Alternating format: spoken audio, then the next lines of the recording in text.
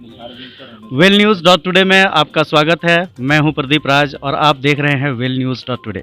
आज हमारे साथ हैं पूर्व मुख्यमंत्री झारखंड के बाबूलाल जी और मधुपुर उपचुनाव में काफ़ी सक्रियता से पहली बार है जो कि यहाँ पे पूर्व मुख्यमंत्री वर्तमान मुख्यमंत्री मधुपुर में इतना समय दे रहे हैं। सर स्वागत है आपका वेल न्यूज़ में। चलिए बहुत बहुत धन्यवाद जी।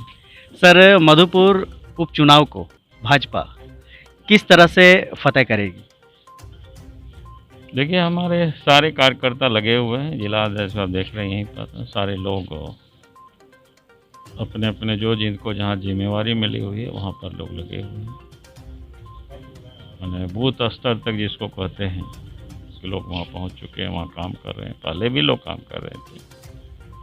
क्योंकि बाई इलेक्शन है तो स्वाभाविक है कि और जगह भी जो कार्यकर्ता भी थोड़ा सा फुर्सत में रहते हैं, क्योंकि बाकी पूरे राज्य में चुनाव नहीं है, तो बाकी जगहों से भी आकर के सब जगह पर और कार्यकर्ता को जो यहाँ के जो लोग काम करते हैं उनको थोड़ा मोटिवेट कर रहे हैं। करना तो यहीं के कार्यकर्ता को, और यहाँ के कार्यकर्ताओं में उतनी क्षमता है, उतनी दम है। पहले भी लोग जीते हुए हैं और पहले भी आपने देखा हो काफ़ी कुछ वोट भी आया है बीजेपी को। और फिर पिछले दफ़ा बीजेपी राज्य से अलग अलग चुनाव लड़े थे और इस बार सर पहले जब आप मुख्यमंत्री थे उस समय का कार्यकाल और अभी जो वर्तमान में मुख्यमंत्री है इनका कार्यकाल में आप क्या अंतर देखते हैं सर? देखिए मैं अंतर की बात बताता हूँ। एक ही उदाहरण कर रहा हूँ कि आज कोरोना से पूरे राज्य परेशान है और जिस प्रकार से बीमारी जो फैल रहा है, बढ़ रहा है। आज मैंने अखबार में देखा कि देश के मैंने 5वां राज्य में यह है जहां सर्वाधिक कोरोना पॉजिटिव लोग मिल रहे हैं। रिम्स की हालत यह है कि कल भी अखबार में देखे होंगे वहाँ सीटी स्कैन मशीन तक नहीं है, पर्याप्त तो वहाँ वेंटिलेटर नहीं है, कोई देख रेख ठीक प्रकार से हो नहीं रही है। कई एक परिवार के जो आज से बात करते हैं, रात में भी हमारी बात हुई, एक जगह लोग टेलीफोन किया था 1-1:30 बजे रात में कि पेशेंट बड़ा गंभीर है, कैसे होगा, लेकिन वहाँ जगह नहीं है। और मुझे आज अफसोस होता है जिस रिम्स को या स्वास्थ्य सेवा के क्षेत्र में जो हमने एक सपना देखा था कि भाई झारखंड हम दुनिया को नहीं तो कम से कम देश में एक स्थान बने सेवा के क्षेत्र में, लेकिन आज बिल्कुल मैंने क्या कहते हैं उसको बिखरा हुआ है। जैसे पिछले सरकार ने जब रघुवर दास जी मुख्यमंत्री थे या पिछले बार जब सरकार ने 3-3 नए मेडिकल कॉलेज बनाए, उद्घाटन भी हो गया, एडमिशन भी एक सत्र हो गया, लेकिन कोई पिछले 1 साल में कुछ भी नहीं किया उस पर। अब वो सारे डिफंग पड़ा हुआ है।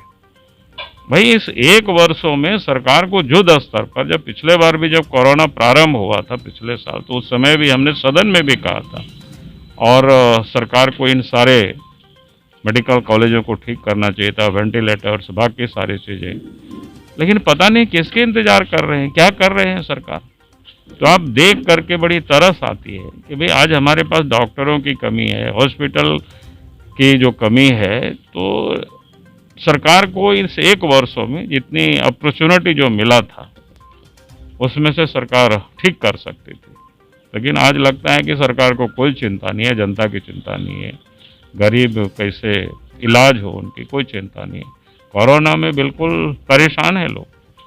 मैंने रात से लेकर के अभी तक भी बात हो रही है, जगह नहीं अस्पतालों में भर्ती करने के लिए। तो ये स्थिति है जो हम लोग अखबारों में पहले पढ़ते थे। जर्मनी की जो हालत पैदा हुई थी, आप सबको ध्यान में होगा, वह 60 से ऊपर के लोगों को हॉस्पिटल में एडमिट नहीं कर रहे थे, मैंने वहाँ जगह नहीं होता। अब झारखंड में भी लगता है कि वही स्थिति आ रही है कि अब उसके अधिक उम्र के लोगों को घर में लोग मरने के लिए लोग छोड़ दे रहे हैं। कि भाई आज जो स्थिति है, उस समय का इस समय की आपने बात की, तो हमारा प्रायोरिटी में था हेल्थ सर्विस, प्रायोरिटी में था एजुकेशन, लेकिन आज उसको पूरी तरह से इस सरकार ने पूरे 1 वर्षों में मैंने उस दिशा में कुछ भी पहल नहीं की, इसको हम कह सकते हैं।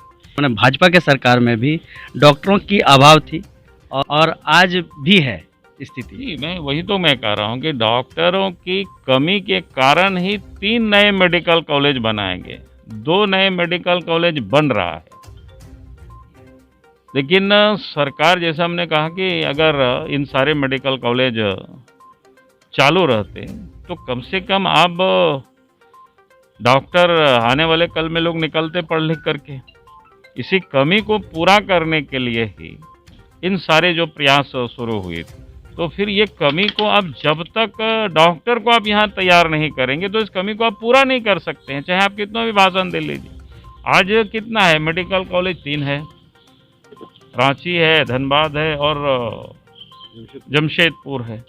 तो 3 मेडिकल कॉलेज से जो छात्र निकलते हैं उसमें से आधे छात्र कोई बाहर के रहते हैं या बाहर चले जाते हैं, कम छात्र यहाँ रह पाते हैं। तो कुल मिलाकर के डॉक्टर की कमी है। तो डॉक्टर की कमी को हमें पूरा करने के लिए मेडिकल कॉलेज को पर्याप्त मात्रा में हमको बनानी पड़ेगी झारखंड में। इसके लिए सरकार जो बनाई है उसको भी चालू करना पड़ेगा और नए मेडिकल कॉलेज और बने उसके लिए भी हमें प्रयास करनी पड़ेगी। लेकिन ये अभी तो सरकार जो चालू है उसको भी ठीक से नहीं रन करवा रही है, उस पर सरकार की कोई ध्यान नहीं है। सर, एक सबसे बड़ी समस्या है डॉक्टरों की सैलरी का।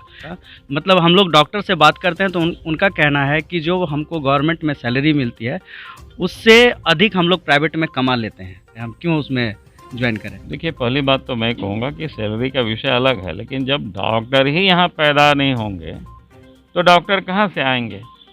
और कोई भी चीज़ की आपने मांग और पूर्ति की, अगर इकोनॉमिस्ट को आप इकोनॉमिक्स पढ़े होंगे तो डिमांड तो क्या होता है ना, पूर्ति और डिमांड में जब गैप रहता है तो ये सारे समस्याएं, जैसे महंगाई हो जाती है ना, जब वस्तु की कमी है तो स्वाभाविक है कि वो महंगाई बढ़ जाता है।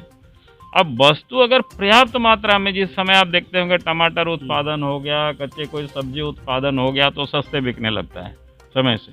तो मेरा कहना है कि अगर डॉक्टर को हम झारखंड में इतना पैदा कर दें, इतना हम तैयार कर दें, तो आप जो लोग आज कह रहे हैं कि इतना वेतन क्या इतना मिल रहा है, तो मैं समझता हूँ कि सब शिकायतें अपने आप समाप्त हो जाएगी। फिर उनकी जो कठिनाई है वो तो सरकार देखते रहे, उसमें कहीं कोई दिक्कत नहीं है। लेकिन आज बेसिक जो समस्या है डॉक्टर नहीं है, और डॉक्टर नहीं है उसका आप सीधा सीधा है देख लीजिए ना, राजेंद्र मेडिकल कॉलेज हॉस्पिटल में कितने बच्चों का एडमिशन होता है साल में? उतने ही तो बच्चे साल में पास आउट होते हैं। धनबाद PMCH में जितना एडमिशन होता है उतने पास आउट होते हैं, और MGM जमशेदपुर है जितने एडमिशन होता है उतने पास आउट होते हैं। उससे अधिक तो कहाँ उतने ही पास आउट होंगे। तो ये क्राइसिस हर हमेशा बनी रहेगी। इसलिए झारखंड सरकार को मेडिकल हब बनाने के लिए सरकारी जो मेडिकल कॉलेज है उसको ठीक करना, जो बन रहा है उसको भी पूरा करना, और साथ साथ निजी क्षेत्र के लोगों को भी यहाँ आमंत्रित करना ताकि यहाँ के बच्चे डॉक्टर बन सके। फिर पैरा मेडिकल है, नर्सिंग है, इस सब ट्रेनिंग सेंटर खोल करके और यहाँ के बच्चों को हम अधिक से अधिक ट्रेंड करें, तो कि स्वास्थ्य क्षेत्र में हम झारखंड अपने पैरों पर खड़ा हो सके और देश में एक उदाहरण हम प्रस्तुत कर सकें।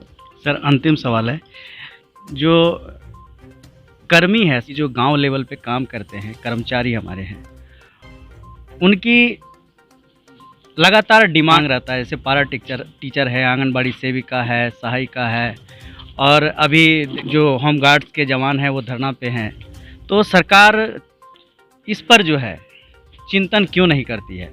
अब क्यों नहीं करती है तो सरकार से पूछो ना भाई, हम तो नहीं कह। सर, आपके सरकार में भी इस तरह हुई थी। इसलिए कह रहा हूँ कि सरकार आज जो इस प्रकार की स्थिति देख रहे हैं, क्योंकि उनको इसकी गंभीरता का समझ में नहीं आ पा रही है, इसलिए संकट है।